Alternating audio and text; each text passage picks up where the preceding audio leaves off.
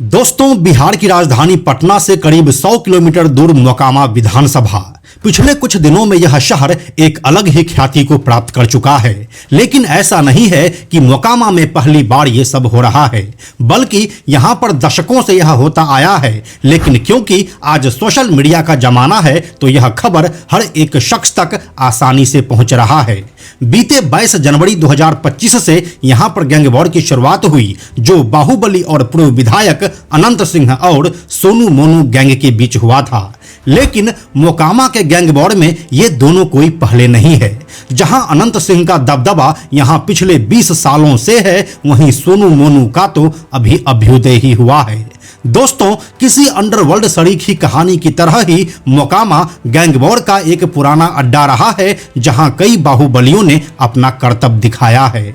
आज की यह कहानी इसी गैंग्स ऑफ मोकामा की है, जो आज से 5 दशक पहले साल 1970 में शुरू हुई थी। राजनेता श्याम सुंदर सिंह धीरज से चलता हुआ यह कारवां किस तरह से दिलीप सिंह, सूरजभान सिंह, अनंत सिंह और फिर सोनू मोनू तक पहुंचा, आइए आपको सुनाते हैं इसकी एक दिलचस्प कहानी।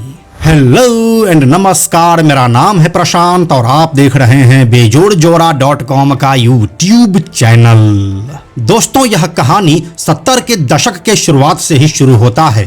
बिहार की राजधानी पटना जिले के बाढ़ ब्लॉक में एक गांव पड़ता है, जिसका नाम है नदवा। इस गांव में एक जमींदार रहते थे, चंद्रदीप सिंह। इनके 4 बेटे हुए, बिरंची सिंह, दिलीप सिंह, फाजो सिंह और अनंत सिंह। दिलीप सिंह का इस समय घोड़ा गाड़ी यानी कि टमटम का कारोबार था। वह आसपास के इलाके में इसे चलवाते थे और इससे वह काफी अच्छा कमा भी लेते थे।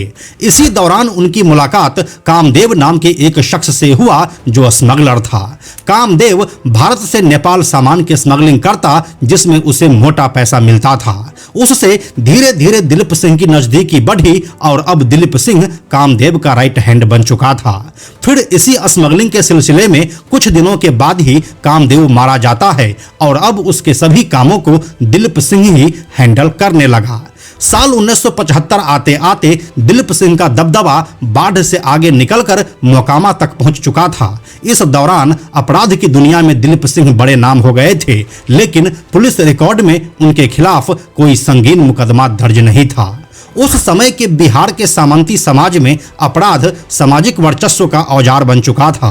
यहाँ हर जाति के अपने अपराधी रहे हैं। उनके समुदाय ने उन्हें नायक का दर्जा दिया, उनका महिमा मंडन किया और उनको नेता कम भगवान बना डाला। लंबे समय तक बिहार की संपन्न सवर्ण जातियों के बीच सामाजिक हैसियत को लेकर लड़ाई चलती रही और उनके बीच से निकलते रहे दबंग। बिहार में रोजगार की कमी भी अपराध का एक मुख्य कारण था। जो दबंग होता था, उनका एक ही मकसद होता था, अपने एरिया के सरकारी ठेके को हथियाना। इसमें कई कामयाब होते थे तो कई नाकामयाब, और इसी दौरान गैंग वॉर भी खूब देखने को मिलती थी। ये 80 का दशक चल रहा था और इस समय देश में चुनाव बैलेट पेपर से होता था। यह वही दौर था जब राजनेता अपनी जीत के लिए बाहुबल का सहारा लेते थे। इस समय बिहार में बूथ कैप्चरिंग अपने परवान पर था। साल 1980 के बिहार विधानसभा चुनाव में श्याम सुंदर सिंह धीरज नाम के एक नेता कांग्रेस के सीताराम केसरी गुट से चुनाव लड़ रहे थे और बिहार में उन्हें जगन्नाथ मिश्रा हराना चाहते थे।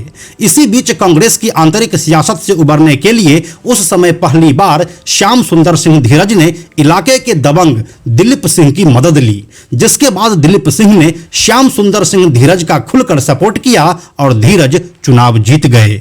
ये पहली बार था जब औपचारिक तौर पर यहाँ की सियासत में बाहुबलियों की एंट्री थी, लेकिन किसे पता था कि यही एक दिन मोकामा विधानसभा का भविष्य बन जाएगा। अब हुआ ये कि साल 1985 का चुनाव जीतकर श्याम सुंदर सिंह धीरज विधायक बन चुके थे और पटना में रहने लगे थे। जिसके बाद क्या होता है कि एक दिन दिलीप सिंह उनसे मिलने के लिए उसके पटना स्थित आवास पर पहुंचे, जहां उन्होंने मिलने से मना कर दिया। फिर उन्होंने दिलीप सिंह से कहा कि तुम दिन के समय मिलने मत आया करो, तुम कोई शरीफ आदमी या अधिकारी तो हो नहीं, इसीलिए शाम होने के बाद आया करो, और वो भी छुप कर। ये बात दिलीप सिंह को इतनी चुभी कि उन्होंने श्याम सुंदर सिंह के खिलाफ चुनाव लड़ने का ऐलान कर दिया, जिसके बाद लालू प्रसाद यादव ने उसे जनता दल से टिकट भी दिलवा दिया और फिर साल 1990 के विधानसभा चुनाव में दिलीप सिंह ने श्याम सुंदर सिंह धीरज को 20,000 वोटों से हरा दिया। इसके बाद फिर 1995 की विधानसभा चुनाव में भी ये दोनों ही आमने सामने थे और तब भी दिलीप सिंह ने दोबारा श्याम सुंदर सिंह धीरज को हरा दिया। इस बार लालू यादव ने इनाम के तौर पर दिलीप सिंह को मंत्री बना दिया। अब साल 1990 के चुनाव में क्या हुआ कि जब दिलीप सिंह पहली बार बाहुबली विधायक बने तो वह खादी पहन लिए और अपने बाहुबल वाला झंडा एक दूसरे शख्स को दे दिया, जिसका नाम था सूरजभान सिंह। अब सूरजभान सिंह विधायक दिलीप सिंह की देखरेख में उसका सबसे खास शागिर्द बनकर उभरा और दिलीप सिंह के बाहुबल को कई गुना ज्यादा बढ़ा दिया। यही वो दौर था जब सूरजभान सिंह मोकामा के बाहुबल क्षेत्र में अपना नाम बढ़ा रहा था और यह किसी को अखर भी नहीं रहा था, क्योंकि इस समय तक विधायक और फिर मंत्री बने दिलीप सिंह का उसके ऊपर पूरा हाथ था। एक समय में छोटे मोटे अपराध करने वाले सूरजभान सिंह 90 का दशक आते आते जुर्म की दुनिया में बड़े नाम बन गए। इन पर हत्या, लूट और अपहरण के एक के बाद एक कई मामले दर्ज होते चले गए। समय के साथ सूरजभान सिंह अपना दायरा भी बढ़ाता चला गया। मोकामा से निकलकर बिहार, झारखंड से लेकर उत्तर प्रदेश तक में इन्होंने अपना साम्राज्य स्थापित किया। अपराध की दुनिया में सूरजभान सिंह को आगे बढ़ाने का श्रेय दिलीप सिंह को ही जाता है। लेकिन फिर क्या हुआ कि श्याम सुंदर सिंह धीरज ने दिलीप सिंह से बदला लेने के लिए सूरजभान सिंह को उससे तोड़ लिया और अब सूरजभान सिंह श्याम सुंदर सिंह धीरज के लिए काम करने लगे। इस दौरान 13 जून 1998 को बिहार में एक हाई प्रोफाइल मर्डर हुआ, जो उस समय लालू प्रसाद यादव के सरकार में साइंस एंड टेक्नोलॉजी मंत्री रहे ब्रिज बिहारी प्रसाद का था। इस मर्डर का सीधा इल्जाम सूरजभान सिंह के ऊपर लगा और उसे जेल हो गई। जुर्म की दुनिया में अपना पैर जमाने के बाद साल 2000 में सूरजभान सिंह ने सियासत की दुनिया में कदम रखा। उन्होंने मोकामा से साल 2000 के विधानसभा चुनाव में बिहार सरकार के मंत्री और अपने गुरु दिलीप सिंह के खिलाफ जेल से ही नॉमिनेशन फाइल कर दिया, जिसमें उसे श्याम सुंदर सिंह धीरज का पूरा सहयोग मिला। फिर अपने पहले चुनाव में ही वह दिलीप सिंह को 70,000 वोटों से हरा दिया। उस वक्त सूरजभान सिंह पर पुलिस रिकॉर्ड में यूपी और बिहार में कुल 26 मामले दर्ज थे। विधानसभा का चुनाव जीतने के बाद साल 2004 में वह रामविलास पासवान की लोक जनशक्ति पार्टी के टिकट से बिहार के बलिया लोकसभा सीट से सांसद भी बने। हालांकि अब उस बलिया लोकसभा सीट को भंग कर दिया गया है। इस समय तक मोकामा के जंग में श्याम सुंदर सिंह, दिलीप सिंह और सूरजभान सिंह तीन ही खिलाड़ी थे और अनंत सिंह को अभी तक इन सब से कोई मतलब नहीं था। यह 90 के दशक का आखिरी दौर चल रहा था जब अनंत सिंह साधु बनने के लिए हरिद्वार जा चुके थे और इधर उनके बड़े भाई दिलीप सिंह मोकामा में अपना बादशाहत कायम किए हुए था। जब अनंत सिंह हरिद्वार में ही थे तब उसे पता चलता है कि गांव में उनके बड़े भाई बिरंची सिंह और फाजो सिंह की हत्या हो चुकी है और इसमें बहुत हद तक लोकल गैंग वॉर शामिल था, जिसे उनके ही बड़े भाई दिलीप सिंह लीड कर रहे थे, जो खुद एक विधायक और मंत्री थे। दिलीप सिंह के किसी भी काम से उनके भाई बिरंची सिंह और फाजो सिंह का कोई संबंध नहीं था। अनंत सिंह को हरिद्वार में जब उनके दो बड़े भाइयों की हत्या की खबर मिली तो उसने सोचा कि जब मेरे भाइयों का, जिनका अपराध से कोई सरोकार नहीं था, उनका मर्डर हो सकता है तो संभव है कि आगे आने वाले लिस्ट में मेरा भी नाम हो। जिसके बाद वह सब कुछ छोड़कर वापस गांव आ गए और अपने भाई दिलीप सिंह के साथ हो लिए।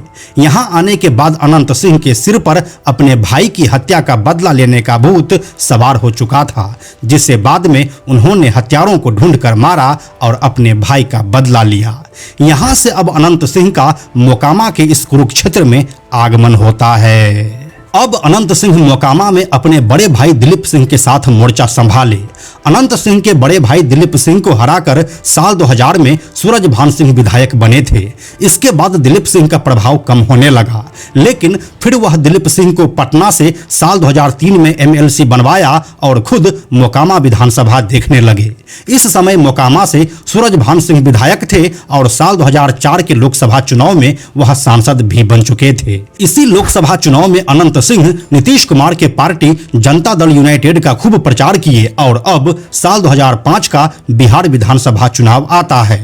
यहां से अनंत सिंह को नीतीश कुमार की मदद करने का इनाम मोकामा विधानसभा टिकट के रूप में मिलता है और वो सूरजभान सिंह समर्थित लोक जनशक्ति पार्टी के कैंडिडेट नलिनी रंजन शर्मा उर्फ ललन सिंह को हरा देता है। यहां से अब मोकामा के विधानसभा सीट पर अनंत सिंह का कब्जा हो जाता है, जो अभी तक बदस्तूर जारी है। इस दौरान 1 अक्टूबर 2006 को ही दिलीप सिंह को हार्ट अटैक आता है और पटना में ही उनका देहांत हो जाता है। अब अनंत सिंह अपनी तरफ से अकेले बाहुबली रह गए थे। अनंत सिंह ने साल 2005 के अपने चुनावी हलफनामे में मात्र एक केस का जिक्र किया था। जैसे जैसे उन्होंने राजधानी की गलियों की खाक छानी, उसकी फाइल मोटी होती चली गई। साल 2020 विधानसभा चुनाव में दायर एफिडेविट के मुताबिक उन पर हत्या की कोशिश के 11 और जान से मारने की धमकी के 9 केस सहित कुल 38 एफआईआर दर्ज हो चुके थे। अनंत सिंह को अपने बाहुबली विधायक करियर के दौरान जिस एक शख्स से सबसे मजबूत मुकाबला हुआ वो है विवेका पहलवान। विधायक बनने के बाद अनंत सिंह अपराध की दुनिया में तेजी से आगे बढ़ रहे थे। उनका इस तरह आगे बढ़ना उनके पड़ोसी विवेका पहलवान को रास नहीं आया, जिसके बाद दोनों एक दूसरे के दुश्मन बन गए। दोनों के घर की दीवार एक जरूर थी, लेकिन दोनों एक दूसरे का जान लेने को आतुर थे, जिसके बाद दोनों के बीच वर्षों से यह खूनी संघर्ष चलता आ रहा है, जिसमें अब तक कई जानें जा चुकी है। अभी के वर्तमान समय में जिस सोनू मोनू का आप नाम सुन रहे हैं वो अनंत सिंह के पहले राजनीतिक प्रतिद्वंदी नलिनी रंजन शर्मा उर्फ ललन सिंह के खास हैं, जो इस बार अनंत सिंह के साथ हुए शूट आउट के बाद फेमस हुए हैं। हालांकि इस शूट आउट के बाद गैंग्स ऑफ मोकामा के 2 अहम किरदार सोनू सिंह और अनंत सिंह दोनों अभी जेल में बंद है, लेकिन बाकी जितने भी किरदार हैं वे सभी बाहर हैं और अभी फिलहाल मोकामा का जंग थमने वाला नहीं है। तो दोस्तों, यही थी गैंग्स ऑफ मोकामा की वो कहानी जो आपको कोई नहीं बताएगा। बाकी अगर आप सूरजभान सिंह, अनंत सिंह और सोनू मोनू गैंग के बारे में विस्तार से जानना चाहते हैं तो उन वीडियोज के लिंक हम आपको नीचे डिस्क्रिप्शन में दे रहे हैं, जहां से आप देख सकते हैं। साथ ही इन सभी वीडियोज को हम अपने टेलीग्राम चैनल पर भी शेयर करते हैं, तो आप उन्हें वहां से भी देख सकते हैं।